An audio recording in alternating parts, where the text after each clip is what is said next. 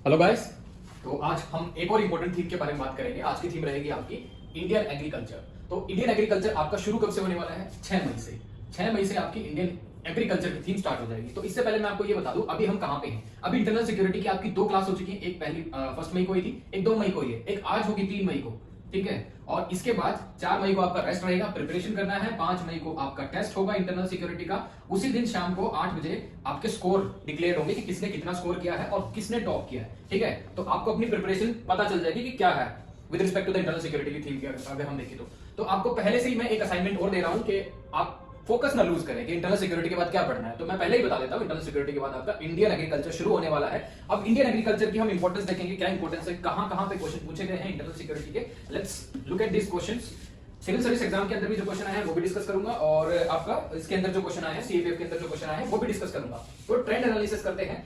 अगर हम 2020 में देखें, 2020 में क्वेश्चन आया था आपका सीएपीएफ के अंदर। क्वेश्चन था impact of new agricultural laws on farmers. तो यह आया था आपका, ये मेरे ख्याल से I think it was question of your argument writing. ठीक है, आर्गुमेंट राइटिंग या फिर रिपोर्ट राइटिंग पे आपका क्वेश्चन आया था impact of new agricultural laws on farmers. Right. तो ये आपका क्वेश्चन पूछा था impact of new agricultural laws on farmers. 2020 के अंदर ये क्वेश्चन आया था। 2019 के अंदर भी ये क्वेश्चन ये आया था। एक क्वेश्चन आया था sustainable farming is the need of the hour, than rhetorical promises, it is promises. ठीक है, ये प्रोमिसेस है, तो ये शायद रब हो गया था। राइट। तो ये आपका एक क्वेश्चन आया है 2019 के अंदर। अब आपको ये देखना है 2018 के अंदर क्या क्वेश्चन आया, और ये क्वेश्चन आपके करंट अफेयर से रिलेटेड है। करंट अफेयर से रिलेटेड कैसे है, क्योंकि आपने देखा 2020 में फार्म लॉ का इशू चल रहा था, बहुत ज्यादा प्रोटेस्ट भी हुआ था। 2021 में आपने देखा सस्टेनेबल फार्मिंग को लेकर बहुत ज्यादा आप देखोगे हाइप क्रिएट की गई थी, तो सस्टेनेबल फार्मिंग का क्वेश्चन पूछ लिया गया। 2018 में देखोगे आप फार्म वेवर, क्योंकि आपने देखा था उस टाइम पे फ्री बीज वाला जो कॉन्सेप्ट था बहुत ज्यादा चला हुआ था और एग्रीकल्चर डिस्ट्रेस में था, इलेक्शंस होने थे। सभी स्टेट्स ने क्या किया उस टाइम पे, एक फ्री बीज का ऑफर दिया कि फार्म वेवर हम कर देंगे अपनी स्टेट के अंदर। और जब आप देखोगे फाइनेंस कमीशन की रिपोर्ट थी, आरबीआई की रिपोर्ट थी, सबने कहा ये जो फार्म वेवर आप कर रहे हो this is not I would से sustainable for a longer period of time, और ये इकोनॉमी को बहुत ज्यादा हार्म करेगा। तो टॉपिक आपका पूछा गया क्योंकि डेवलपमेंट इस तरह की हुई थी आपकी, क्योंकि फार्म वेवर जो है क्रेडिट डिसिप्लिन जो होता है लोगों के अंदर उसको भी क्या करता है, हैम्पर करता है क्रेडिट डिसिप्लिन को। तो farm waiver is populistic and myopic, strategy change needed. तो इसके बाद ये क्वेश्चन और भी है, आगे वाला जो पार्ट है स्ट्रेटजी चेंज नीडेड, तो आपसे वे फॉरवर्ड पूछ रहा है यूपीएससी। अच्छा, तो आप देखते हैं 2017 में क्या क्वेश्चन आया। क्वेश्चन था cleaning and connecting the reverse in India. Cleaning and connecting the reverse in India अगर आप देखो डायरेक्टली एग्रीकल्चर से नहीं है। ठीक है, मैं डिनाई करता हूं, एग्रीकल्चर वर्ड यहां पे मेंशन नहीं, बट इसमें क्या आप can you right more than 50% in this topic for the agriculture. 50% से ज्यादा आप इसमें एग्रीकल्चर की बात कर सकते हो कि कनेक्टिंग द रिवर्स और इंटरलिंकिंग रिवर्स और कनेक्टिंग द रिवर्स से आपको क्या फायदा हो सकता है। क्लीनिंग डिफरेंट पार्ट रहेगा उसका, एग्रीकल्चर से इतना ज्यादा लिंक नहीं करेंगे, और तो है लिंक थोड़ा बहुत, बट कनेक्टिंग द रिवर्स से सबसे ज्यादा जो इंपॉर्टेंट रोल प्ले करेगा इंटरलिंकिंग ऑफ रिवर वो है एग्रीकल्चर में। एग्रीकल्चर में आप देखोगे बहुत सारे ऐसे एरियाज हैं, जैसे इंडिया के अंदर आप देख लो अराउंड 60% और आई वुड से 65% of the area in India is under rainfed irrigation. Rainfed irrigation का मतलब है मानसून पे ही डिपेंडेंट है, और मानसून आपको पता है क्या है, मानसून श्योर नहीं है। कई बार ऐसा होता है, एरेटिक मानसून पैटर्न होता है, तो उस हिसाब से आप देखोगे जो रेनफॉल पैटर्न है श्योर नहीं है, डिले हो जाता है 10-15 दिन का, तो क्रॉप के अंदर लॉस आता है। ठीक है, इस हिसाब से देखेंगे तो कनेक्टिंग द रिवर्स होने से क्या होगा, एश्योर्ड इरिगेशन फैसिलिटीज आपके पास होंगी। तो एश्योर्ड इरिगेशन फैसिलिटीज होंगी तो फार्मर जो है उसमें और भी ज्यादा एग्रीकल्चर करने को क्या होंगे, बहुत सारे प्रोत्साहित हो सकते हैं, या फिर उनको इंसेंटिव मिलेगा कि एग्रीकल्चर के अंदर हम जा सकते हैं। क्योंकि अभी तो आप देखोगे एक क्वेश्चन ये आया था, यहां से मैं अभी ये सीएपीएफ का यहां से बंद करता हूं, 2 टॉपिक यहां पे छोड़ देता हूं, बाद में इसको डिस्कस करूंगा। इस टॉपिक से मैं कनेक्ट करना चाहता हूं, अगर आपके पास एश्योर्ड इरिगेशन फैसिलिटी है तो आप क्या कर सकते हो। 2017 में टॉपिक पूछा सिविल सर्विस एग्जाम में एसए राइटिंग के अंदर, टॉपिक था farming has lost the ability to be a source of subsistence.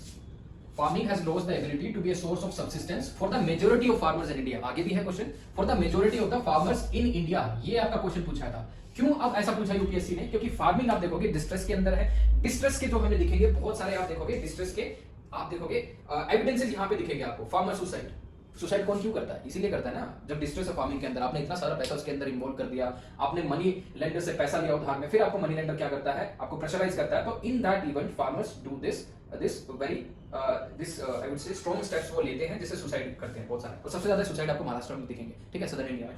अच्छा, तो ये दोबारा से सिविल सर्विस वाले क्वेश्चन पे आते हैं कि farming has lost the ability to be a source of subsistence. बहुत सारी चीजें इसके अंदर है, क्यों फार्मिंग एक आप देखोगे एक रेम्यूनरेटिव नहीं रहा, एक ऐसा ऑक्यूपेशन नहीं रहा। पीछे इसके बहुत सारे रीजन है, इनपुट कॉस्ट बढ़ गई है। ठीक है, फर्टिलाइजर्स आप इसमें लगा सकते हो, इरिगेशन आप इसमें लगा सकते हो, इलेक्ट्रिसिटी आप इसमें लगा सकते हो, बहुत सारी ऐसी चीजें। मार्केट आप देखोगे, मार्केट अनसर्टेनिटीज है, कभी इतने प्राइसेस हाइक हो जाते हैं, कभी डाउन हो जाते हैं। वीट एक्सपोर्ट बैन कर दिया गवर्नमेंट ने, जब वीट के बेटर प्राइसेस फेच हो रहे थे इंटरनेशनल मार्केट में, गवर्नमेंट ने वीट बैन एक्सपोर्ट कर दिया, ठीक है, वीट एक्सपोर्ट बैन कर दिया। उसके बाद राइस का भी एक्सपोर्ट बैन कर दिया। तो ये सभी चीजें आप देखोगे। दूसरा आप देखोगे फार्मर्स जो है, एक 3 फॉर्म लॉ आपने सुना था जिसके अंदर एपीएमसी मंडी बनेगी, ठीक है, उसको प्राइवेटाइज करने की बात हो रही थी, लेकिन जो उसके बीच में मिडिल मैन है उन्होंने प्रोटेस्ट किया। तो फार्मर्स जो प्रोड्यूस करते हैं, ठीक है, जो प्रोडक्शन करते हैं फार्मिंग, आप देखोगे बहुत सारी क्रॉप्स होती है, वीट लगा लो, क्रॉप लगा लो, जो भी है, तो उन्होंने बोला इसके प्राइमरी ओनर कौन है? फार्मर है। तो क्यों फार्मर को इस मंडी में जाना पड़ता है गवर्नमेंट रन, और क्यों आड़ती को बेचना पड़ता है? क्यों ना वो डायरेक्टली लोगों को बेच सके, क्यों ना वो डायरेक्टली लोगों को ही बेच सके अपने प्राइसेस पे जो उसको बेटर लगता है। तो ये सभी चीजें उस 3 फॉर्म्स लॉ के अंदर थी, बट अभी वो रिपीट हो चुके, तो उस पर हम ज्यादा बात नहीं करेंगे। तो इसी हिसाब से देखेंगे कि farming has lost the ability to be a source of subsistence, और हमने देखा है फार्मिंग के अंदर around 65% of the workforce is directly और indirectly involved in agriculture and allied activities. Now coming back to this trend analysis of CAPF exam 2014 के अंदर question था, impact of climate change on agriculture and cropping pattern in India. Impact of climate change on agriculture and cropping pattern in India, तो ये आपको question पूछा है। अब देखिए 2017 में जो सिविल सर्विस का एग्जाम का क्वेश्चन था, farming has lost the ability to be source of subsistence, उसके अंदर एक और रीजन आप डाल सकते हो, climate change is the biggest reason, जो कि आप आज के टाइम में खेती जो है फायदे का सौदा नहीं है। दूसरा आप देखोगे क्रॉपिंग पैटर्न इन इंडिया, उसको भी क्या इंपैक्ट कर रहा है? क्लाइमेट चेंज, ठीक है, impact of climate change on agriculture and cropping pattern in India. Cropping pattern क्या है? मतलब आप देखोगे हमारे यहाँ पे इंडिया के अंदर we do cropping according to the agro climatic zone, पहले होता था लेकिन अब नहीं होता। जब से एश्योर्ड इरिगेशन फैसिलिटी आई है, एश्योर्ड इरिगेशन फैसिलिटी मतलब ग्रीन रेवोल्यूशन जहां जहां जिस स्टेट्स के अंदर हुआ है, वहां पे पहले एश्योर्ड इरिगेशन फैसिलिटी थी, कैनाल थी, ट्यूबवेल थे, बहुत सारी चीजें वहां पे बनाई गई। फिर क्या हुआ, वहां पे धान की खेती शुरू हुई, राइस वहां पे कल्टीवेट करना शुरू कर दिया, राइस, ठीक है। Although Haryana is not suitable, majority of the part in Haryana is not suitable for the rice cultivation. Rice वहां पे उगाना चाहिए आपको जहां पे एश्योर्ड इरिगेशन फैसिलिटी हो। आप इसको यहाँ पे डेल्टा एरियाज के अंदर वहां पे इसको ज्यादा अच्छी तरह से इसको राइस को कल्टीवेट कर सकते हैं। बट हमने देखा है इन नॉर्दर्न एरियाज के अंदर, पंजाब के अंदर वाटर लेवल जो है, ग्राउंड वाटर टेबल लेवल बहुत नीचे जा चुका है। ग्राउंड आप देखोगे सेंट्रल ग्राउंड वाटर जो मैनेजमेंट अथॉरिटी है, उन्होंने भी बोला कि बहुत ही ज्यादा अनप्रेसिडेंटेड लेवल हमने देखा है, गिरावट आई है। आप देखोगे उसमें सेंट्रल ग्राउंड वाटर टेबल के अंदर, ग्राउंड वाटर टेबल के अंदर बहुत ही ज्यादा डिप्लीशन हुआ है, ठीक है। That is again a unsustainable practice over the period of time, हमने देखा है। तो यहाँ पे आप देखोगे ये क्वेश्चन भी आप कनेक्ट कर सकते हो, sustainable farming is the need of the hour than rhetorical promises. अगर रेटोरिकल प्रोमिसेस की बात करें, समझिए रेटोरिकल प्रोमिसेस का मतलब है जो बड़ी बड़ी आप बोलते हो बातें, ठीक है। रेटोरिकल प्रोमिसेस का मतलब है बड़ी बड़ी बातें, आप बहुत ज्यादा कमिटमेंट करते हो। 2022 तक हम क्या करते हैं, डबलिंग फार्मर्स इनकम, ठीक है, हो रहा है? नहीं हो रहा, ठीक है, डबलिंग फार्मर्स इनकम। तो रेटोरिकल प्रोमिसेस से कुछ नहीं होगा, खेती को आपको फायदे का सौदा बनाना पड़ेगा, राइट। तो अब लास्ट क्वेश्चन देखते हैं सिविल सर्विस के अंदर 2005 के अंदर एक क्वेश्चन आया था, food security for sustainable national development.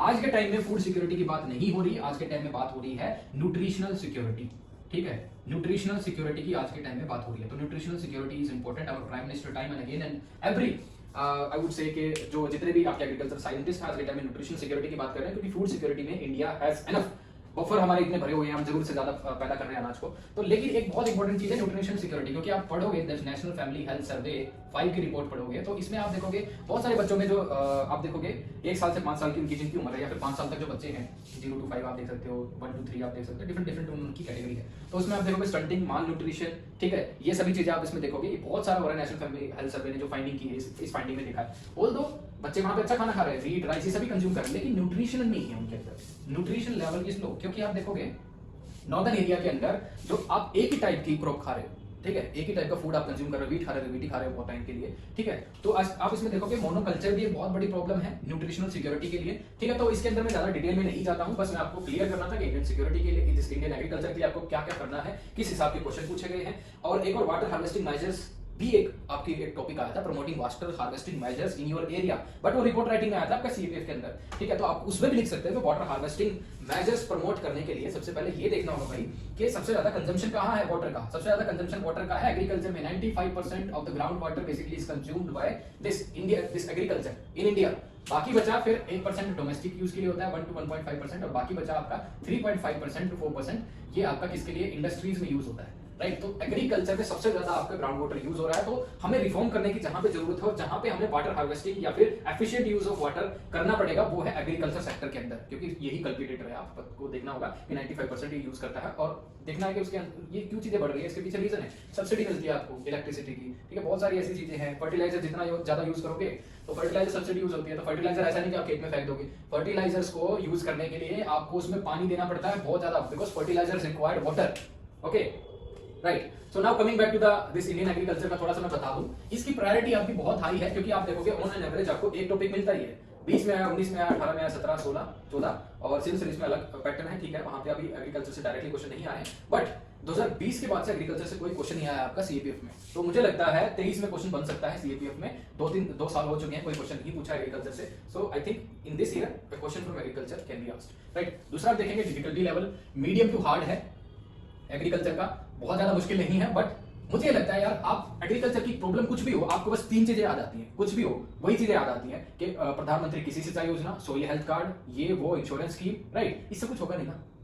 अरे प्रॉब्लम कुछ हो रहा है एग्रीकल्चर में, आप सिर्फ उसमें क्या कर रहे हो, आप उसमें इंश्योरेंस वाली स्कीम्स बता रहे हो। अरे प्रॉब्लम कुछ हो रहा है उसमें, आपको प्रिसिजन फार्मिंग करना होगा, आपको जीरो बजट नेचुरल फार्मिंग, बहुत सारी चीजें हैं जो एग्रीकल्चर में रिफॉर्म करने की जरूरत है। इनिशियली हैंड होल्डिंग करने की जरूरत है, इनपुट को आप बहुत अच्छा बना सकते हैं फार्मर्स को, रेमुनेटिव बनाने के लिए मार्केटाइज करना होगा फार्मर्स का जो प्रोडक्ट जो बनाते हैं, एमएसएमई में उनको डालना होगा, ठीक है, फार्मर प्रोड्यूसर ऑर्गेनाइजेशन बनानी होगी, ये सभी चीजें मतलब आपको पता होनी चाहिए। ये नहीं कि सिंपल आप बस ये लिखो प्रधानमंत्री कृषि सिंचाई योजना, उससे कोई फायदा नहीं।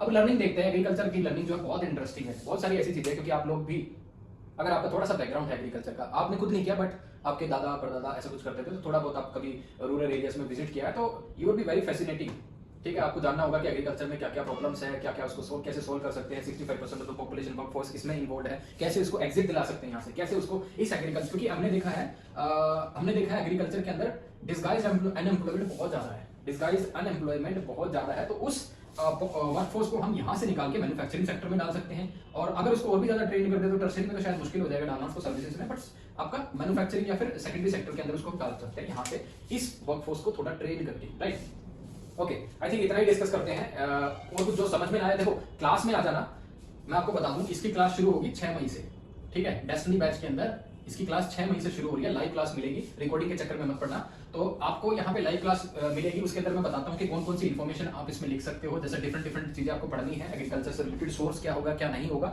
उसके बारे में भी डिस्कस करेंगे, ठीक है। तो आपको इकोनॉमिक सर्वे पढ़ना बहुत जरूरी है, इकोनॉमिक सर्वे के बिना आपका काम नहीं चलेगा। अगर एग्रीकल्चर आप प्रिपेयर करना चाहते हैं, बहुत सारा डेटा है उसके अंदर, आई विल शो यू कि इकोनॉमिक सर्वे कहाँ से आपको पढ़ना है, ठीक है, कौन सा चैप्टर आपको पढ़ना है, 2022 वाला आपको पढ़ना पड़ेगा इकोनॉमिक सर्वे, राइट। तो उसके बाद बहुत सारी ऐसी रिपोर्ट्स हैं, कौन कौन सी रिपोर्ट्स आपको पढ़नी पड़ेगी रिलेटेड टू एग्रीकल्चर, वो भी मैं आपको बताऊंगा कौन कौन सी रिपोर्ट है। वीडियो बहुत बड़ी होगी तो मैं अभी इस बारे में डिस्कस नहीं कर सकता, बट हम क्लासरूम प्रोग्राम में इसको डिस्कस करते हैं, ठीक है। सो थैंक यू गाइस, कुछ चीज समझ में ना आई है तो कमेंट करना, राइट। Thank you.